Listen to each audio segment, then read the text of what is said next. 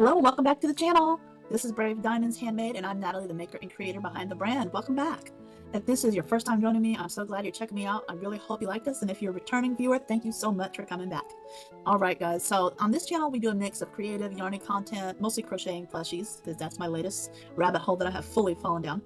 And also we do some faith-based reflections on sermons that are given at my church, and some other messages as well, but mostly the ones at my church, Stevens Creek in Augusta, Georgia. And today will be a reflections video, and this is part 2 of the sermon series titled Where Do I Go Next? It's being presented by the pastor, Dr. Marty Baker, and this sermon is titled Forcing the Future.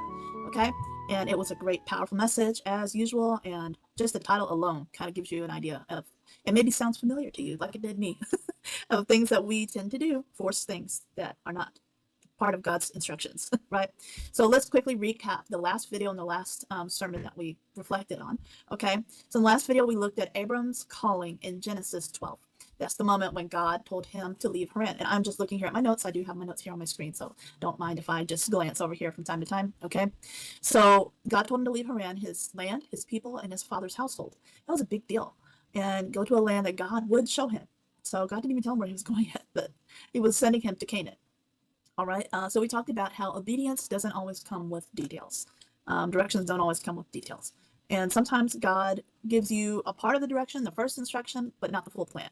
And that's for good reason, okay? And we learned that stepping out in faith often means stepping away from comfort, certainty, and control. And for me, that is the hardest thing. I never thought I was a controlling person, but it turns out I am, especially when it comes to many things in my life, where I live, for example, okay? So that was what was asked of Abram, but Abram did it. He didn't hesitate, and I find that to be very admirable because I don't know if I could be so obedient, which is something that I have to work on in myself, right? So it challenged me, and it reminded me that faith isn't passive. It's also not letting God do everything. There is work and action required on my part, and there's trust, and it's saying yes even when we don't know what's coming next or what to do next. Just do what He's asked us to do. Okay, so, and that is going to lead us into today's message. We're continuing the story, but the tone shifts here. Okay, so there was obedience, very admirable, wonderful obedience and trust given over. But now it shifts a little bit. Abram and Sarai have been walking with God, but they've also been waiting a long time, and that waiting can feel costly. Waiting can create pressure, and pressure can push us into decisions that get ahead of God. All right. So the next part of the story is going to show us what happens when we try to force the future instead of trusting God's timing. Okay.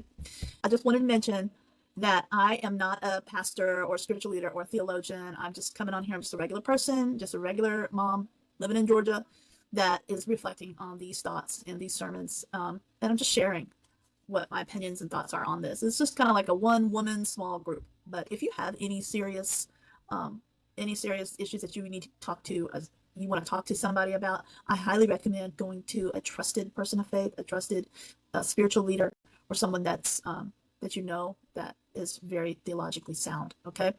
Especially if you have any theological type of questions, because I'm not a theologian, but I have a lot of opinions and thoughts, and that's just what I'm doing here, is sharing them. And I invite you guys to share your thoughts below as well in the comments as we go through this. But anyways, so that's that, okay? Now I'm going to quickly note here, before we read today's passage, I want to point out that we are jumping from Genesis 12 all the way to Genesis 16. And that might not seem like a big jump, but a lot happens in between those chapters. Okay, biblical things happen. All right, Abram and Sarai travel, they face famine, they go to Egypt for a little while, they deal with conflict, and the whole Sodom and Gomorrah thing, and God continues to reaffirm His promise to Abram.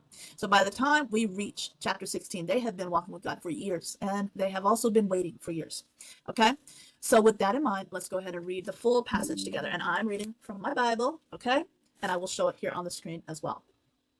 And this is the NIV translation. It's what I have in my Bible, and this is the one I tend to read the most, okay? All right, so starting in chapter 16 with the first verse. All right. Now, Sarai, Abram's wife, had borne him no children, but she had an Egyptian maidservant named Hagar. So she said to Abram, "The Lord has kept me from having children. Go sleep with my maidservant. Perhaps I can build a family through her." Abram agreed to what Sarai said. So after Abram had been living in Canaan 10 years, Sarai, his wife, took her Egyptian maidservant Hagar and gave her to her husband to be his wife. He slept with Hagar, and she conceived. When she knew she was pregnant, she began to despise her mistress. Then Sarai said to Abram, "You are responsible for the wrong I am suffering. I put my servant in your arms, and now that she knows she is pregnant, she despises me. May the Lord judge between you and me."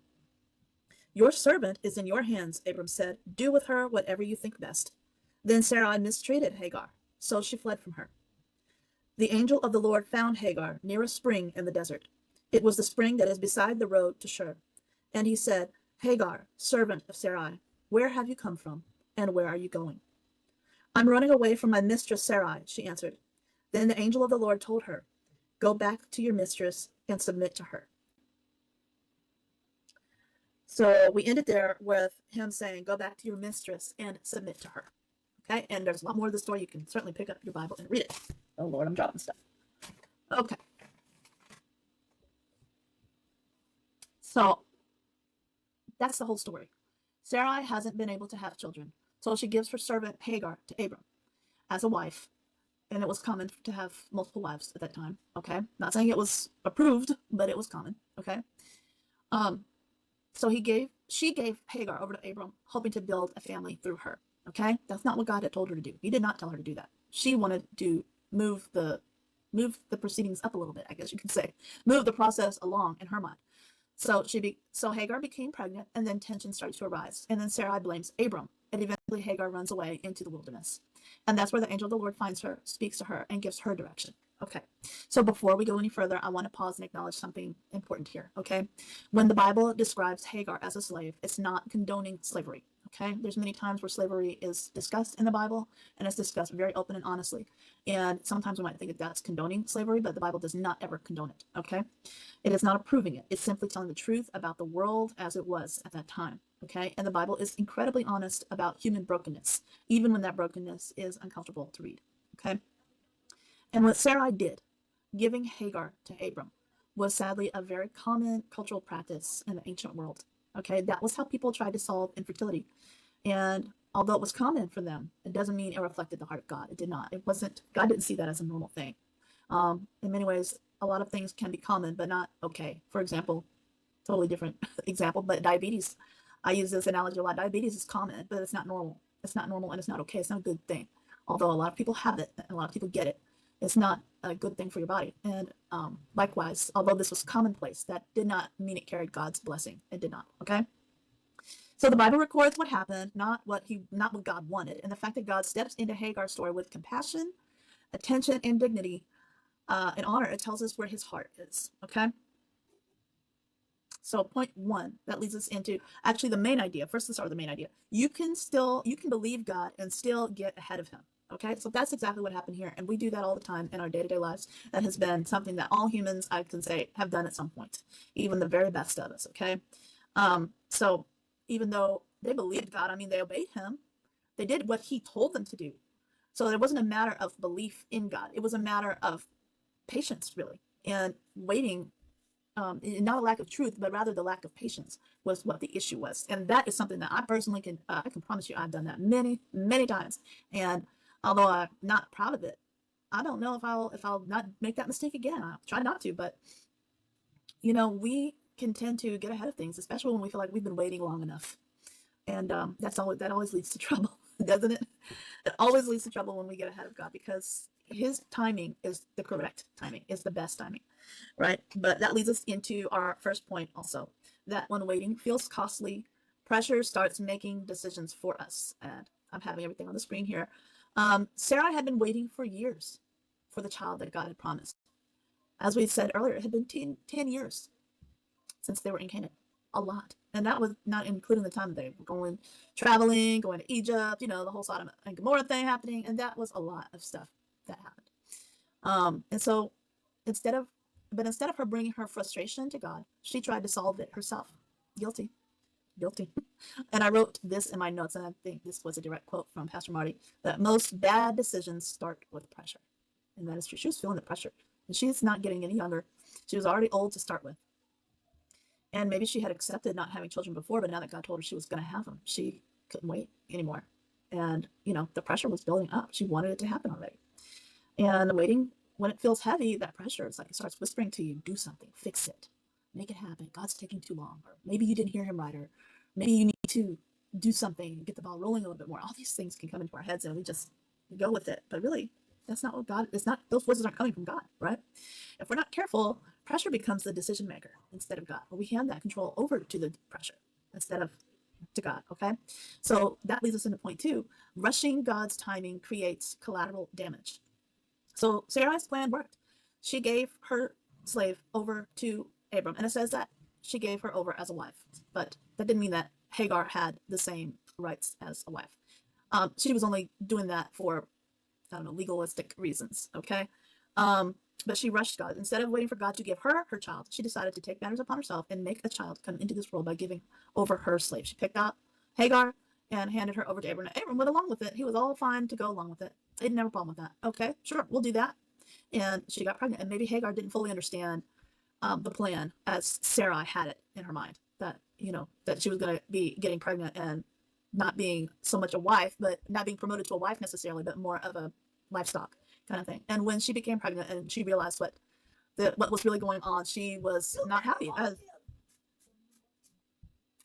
kids are having a great time.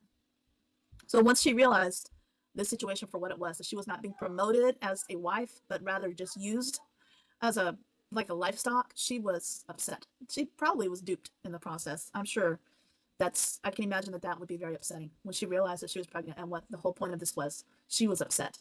And Sarai, although this was her idea, didn't like the idea of Hagar being upset with her, you know? But she had created this situation. She had created this. And now she was looking to deflect blame. And so she comes to Abram, okay? This is so human, all right? This is such a human thing. And, you know, we'd like to think, a lot of us, that we would be better than this or do better than this. But Sarai was a righteous woman, okay? But even a righteous woman can fall into the trap of the pressure and taking matters into your own hands and then not liking the outcome. Okay, things were not working out. She didn't fully consider how Hagar would feel about this. She did not consider that other people would be involved, and now there was a child involved as well. Okay, she just wanted what she wanted, but she didn't think about all the details, which is so common, that we rush into these situations not considering everything. And, you know, there's a lot of harm that is caused by that. Okay. And Sarah, when she realized, you know, she was feeling guilty and she wanted to deflect that blame. We get guilty. We realize we made a mistake. And the next thing we have to do is find somebody to blame, or find a circumstance to blame, or find a way to not be fully responsible for our choice and our plan. That was Sarah's plan, and she didn't want to claim it anymore because it hadn't worked out so great. Okay. Actually, her plan worked perfectly as far as resulting in a pregnancy and a child, but she hadn't planned on being despised by Hagar and having an uncomfortable situation as a result. Okay, so she blames Abram. She puts the responsibility onto him, even though the plan was hers. Okay, and don't we do that? We do. So we force something out of fear or frustration, and when it doesn't go the way we hope, we look for someone else to carry the weight of it. Okay, rushing God's timing doesn't just affect us, it affects the people around us. Okay, so that goes to point 3 now. Pressure-driven decisions always have a cost, but God is with us even there. Okay, Hagar runs away. She ran away. Sarai, Abram told her, you know, this was your plan. You deal with her. You do whatever you think is best. And so Sarai decided to start mistreating Hagar. Isn't that crazy? Now she couldn't blame Abram anymore. He refused to take responsibility for her plan. And so then she starts taking it out on Hagar, you know, who is just really a victim in this whole situation. Okay. And is rightfully upset. So she starts mistreating Hagar. And so now Hagar runs away. Okay, she was the one who had the least power, the least say so, and now she's pregnant and alone, and feeling very, very confused and frustrated in herself also. Okay, so she ran away, and the angel of the Lord calls her by name. He sees her, he speaks to her, and he meets her in the wilderness.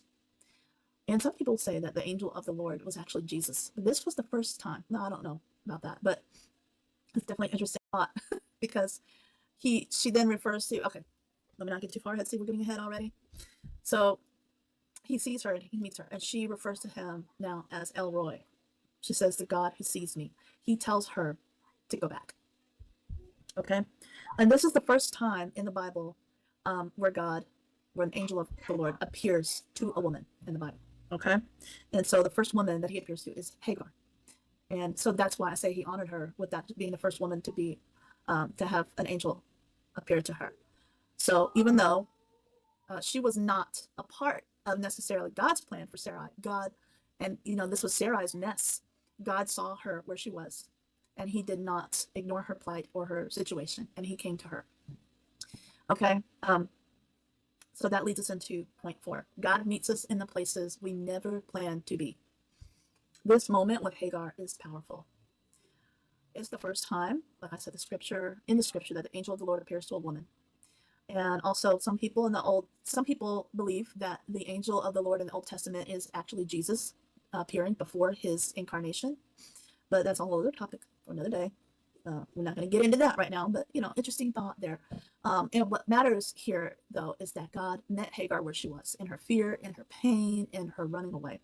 And he gave her direction, like he gave Abram and Sarai. Okay? He told her to go back to Sarai. And even though that sounds surprising to us, that really was the safest and best place for her to be at that time. So really, where was she going to go? It's not exactly a good situation for a runaway slave, pregnant, to be out alone. Okay, so it really was the best situation for her, and God was going to take care of her. He was going to honor her. But it's interesting too that sometimes God says leave, and in this case, sometimes God says go back. All right. The key is that he sees us, and that's what she refers to him as El Roy, which is the God who sees me. Okay. She goes back, but now she goes knowing that she's been seen by God himself. Okay.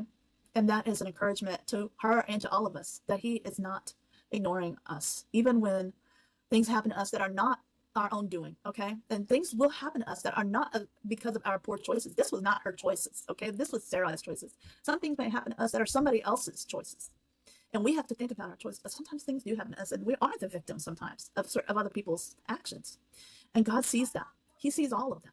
Okay. And he meets us right where we are, like he did for Hagar. Okay.